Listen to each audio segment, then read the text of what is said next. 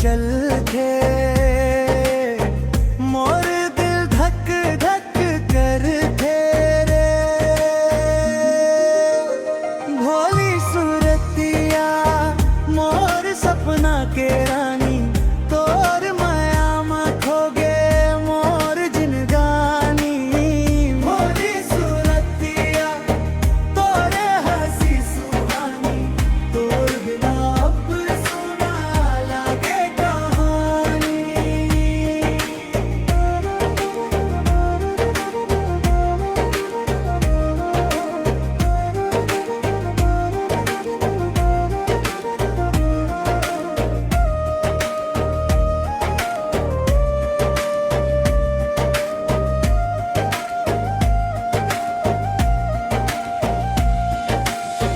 धान के खेत में संग संग घूमन